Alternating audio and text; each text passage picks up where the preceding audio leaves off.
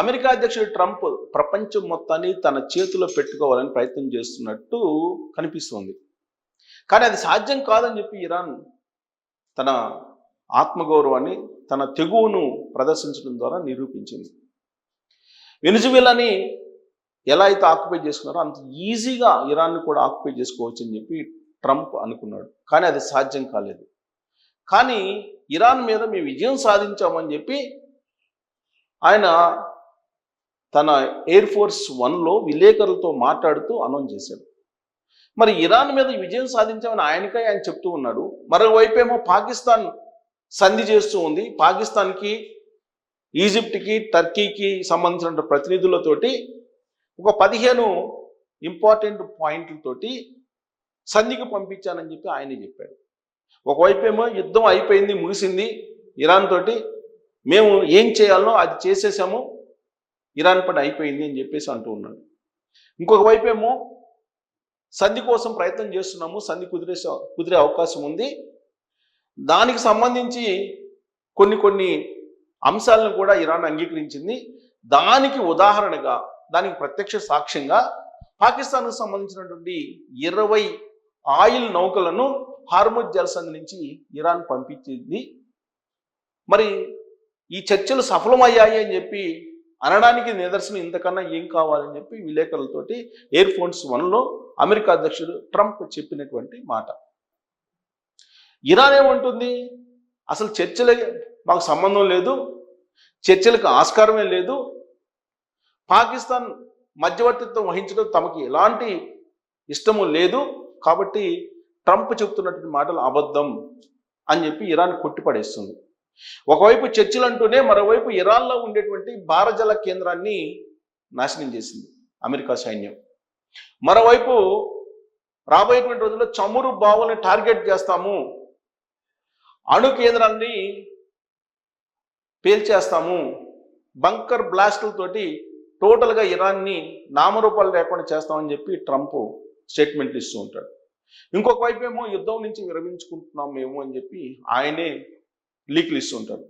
ఇదంతా యుద్ధ తంత్రంలో భాగం అని చెప్పి దౌత్యవేత్తలు చెప్తూ ఉన్నారు. అమెరికా అంత ఈజీగా ఇరాన్ను వదిలిపెట్టదు, అలాగే ఇరాన్ కూడా అంత ఈజీగా అమెరికాను వదిలిపెట్టదు, ఈ యుద్ధం ఇప్పట్లో ముగిసే అవకాశం లేదు అని చెప్పి అంతర్జాతీయ సమాజంలో ఉండే దౌత్యవేత్తలు భావిస్తూ ఉన్నారు.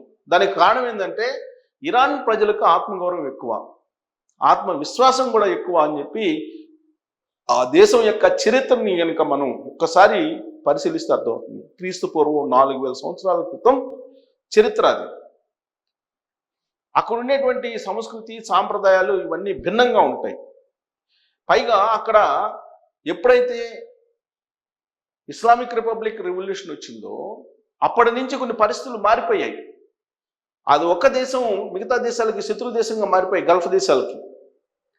కానీ ఎక్కడా కూడా తగ్గలేదు.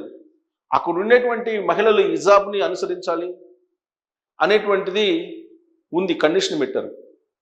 అలాగే ఎవరైనా ప్రేమించుకుంటే కనుక అక్కడ ఉండేటువంటి వృద్ధులకి ఇచ్చి పెళ్లి చేస్తారు. ప్రేమించుకున్నటువంటి ప్రేమజండం చూసి ఆ అమ్మాయిని తీసుకొచ్చి కురువృద్ధుడుగా ఉన్నటువంటి, వయోవృద్ధుడిగా ఉన్నటువంటి వాళ్ళకి ఇచ్చి పెళ్లి చేసి ఆ జీవితంలో నరకం అనిపించని చెప్పి అదొక శిక్ష వేస్తారు. అలాంటివి చేసేవాళ్ళు అక్కడ ఇరాన్లో. అందుకే అక్కడ ప్రజల నుంచి అక్కడ అయతుల్లా ఖమేనీ ప్రభుత్వం మీద వ్యతిరేకత ఉంది అని చెప్పి దాన్ని అనుకూలంగా మలుచుకునే దానికి అమెరికా ప్రయత్నం చేసింది. కానీ ఇప్పుడు ఇరాన్లో ఉండేటువంటి పౌరులందరూ ఏకమై అమెరికాని రాకుండా చేసే ప్రయత్నం చేస్తున్నారు. అమెరికా సైన్యం అడుగు పెడితే పేల్చేసేటువంటి పరిస్థితికి అక్కడ ఉండేటువంటి పౌరులు వచ్చేసారు. ఒక్కొక్కరు ఒక మిజైల్ లాగా తయారయ్యారు ఇరాన్లో. దాంతో అమెరికా ఎంటర్ కావడం కష్టం అవుతుంది. వాస్తవంగా అయతుల్లా ఖమేనీని చంపేసిన తర్వాత, ఆ ఫ్యామిలీని చంపేసిన తర్వాత ఇరాన్ చర్చలకు వస్తుంది, లొంగిపోతుంది అని చెప్పి ఎక్స్పెక్ట్ చేసింది అమెరికా. కానీ ఆ తర్వాత ఇరాన్ సుప్రీం లీడర్గా అయతుల్లా ఖమేనీ కుటుంబం నుంచి వారసుడిగా తన కుమారుడే ముస్తఫా ఖమేనీ చేపట్టాడు అక్కడ ఉండే సుప్రీం లీడర్ పగ్గాలను. అయితే అతన్ని కూడా చంపేశారని చెప్పి ఈ మధ్యకాలంలో వినిపించింది.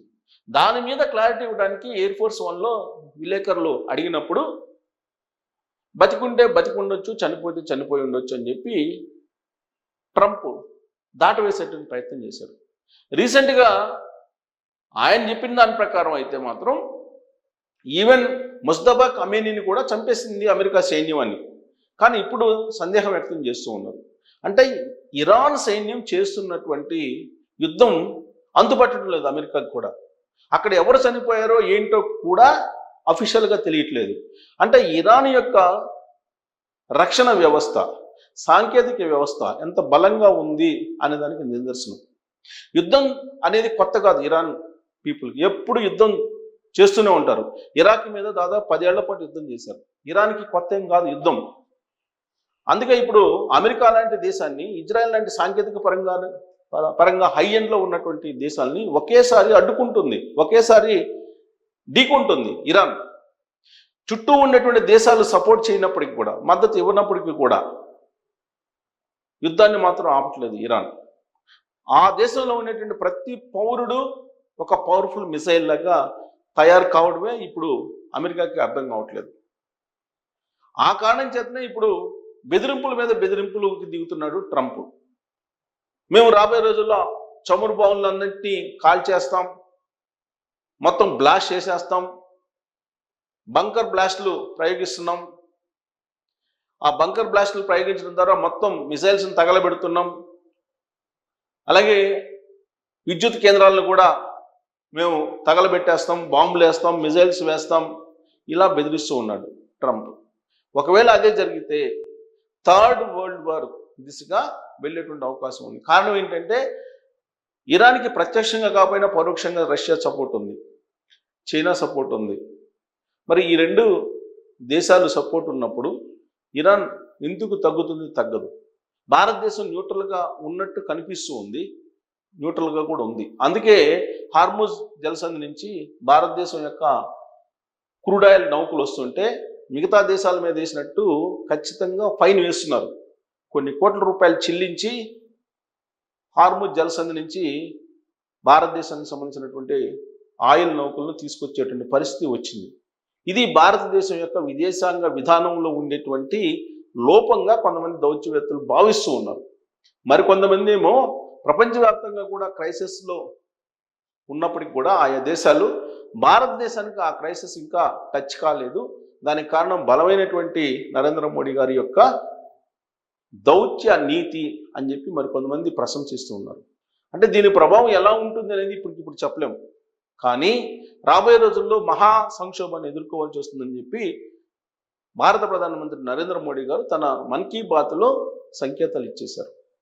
అంటే ఇప్పుడు మనం పదిలంగా ఉన్నాం, భద్రంగా ఉన్నామని చెప్పి అనుకుంటున్నాం, కానీ ముందుంది ముసళ్ళ పండగ అనేది కాంగ్రెస్ పార్టీ చెప్తుంది. కారణం ఏంటంటే న్యూట్రల్ స్టాండ్ తీసుకోవడం. ఇరాన్కి భారతదేశానికి కొన్ని వేల సంవత్సరాల బంధం ఉంది, అయినప్పటికీ కూడా న్యూట్రల్ స్టాండ్ తీసుకోవడం కారణంగా ఇప్పుడు భారతదేశానికి ఆయిల్ సంక్షోభం పొంచి ఉంది అనేది ఒక న్యూస్. మరొకటి ఏంటంటే హార్ముజ్ జలసంధిని మూసేసుకోండి అని చెప్పి ట్రంపే ఎంకరేజ్ చేస్తున్నాడు. దానికి కారణం ఏంటంటే అది కనుక క్లోజ్ చేస్తే హార్ముజ్ జలసంధిని అమెరికా నుంచి ఆయిల్ని కొనుగోలు చేసి, హార్ముజ్ జలసంధి కాకుండా ఇతర రవాణా మార్గాలు ఉన్నాయి సముద్రంలో, అటు నుంచి తీసుకురావచ్చు. కాబట్టి అనివార్యంగా అమెరికా నుంచి ఆయిల్ కొనుగోలు చేస్తారు, డాలర్ వాల్యూ పెంచుకోవాలి, అమెరికా అద్భుతంగా వెలిగిపోతుంది అనేది ఆయన ఆలోచన. అంటే ప్రపంచాన్ని నట్టేట ముంచడానికి ట్రంప్ సిద్ధమయ్యాడు అనేది క్లియర్గా అర్థమవుతుంది. సో ఇలాంటి పరిస్థితుల్లో భారతదేశం దౌత్య నీతి అనేది ఎలా ఉంది, ట్రంప్ ఎత్తుగడ ఎలా ఉంది, అసలు ఆయనకి ఎత్తుగడ అంటూ ఉందా, లేదంటే పిచ్చోడి చేతిలో రాయి మాదిరిగా ఆయన ఏదో ఒకటి మాట్లాడి అమెరికా సైన్యం చేత చేపిస్తున్నాడు. అమెరికా సైన్యం కొన్ని వందల మంది ఇరాన్ సైన్యం దెబ్బకు చనిపోతూ ఉన్నారు, ఈవెన్ కొన్ని వందల మందిని తీసుకెళ్ళిపోతున్నారు. ఈవెన్ అత్యాధునికంగా ఉన్నటువంటి F-35 లాంటి జెట్లని, యుద్ధ విమానాలని, అలాగే గెరాల్డ్ లాంటి కదిలేటువంటి యుద్ధ భూమి లాంటిది నౌక, అది కూడా వెనక్కి తీసుకెళ్ళిపోయారు అమెరికా వాళ్ళు. అబ్రహం లింకన్ యుద్ధ నౌకను కూడా తీసుకెళ్ళిపోయారు, డ్యామేజ్ చేశారు ఇరాన్ సంబంధించినటువంటి సైనికులు. ఇన్ని చేస్తూ ఉన్నప్పటికీ కూడా అమెరికా ఏదో ఒక బెదిరింపుతోటి గెలిచామని చెప్పుకునే ప్రయత్నం చేస్తున్నటువంటి క్రమంలో ప్రపంచంలో ఉండేటువంటి అన్ని దేశాలకి ఇప్పుడు క్రైసిస్ తీసుకొచ్చింది ట్రంపా లేదంటే ఇరానా?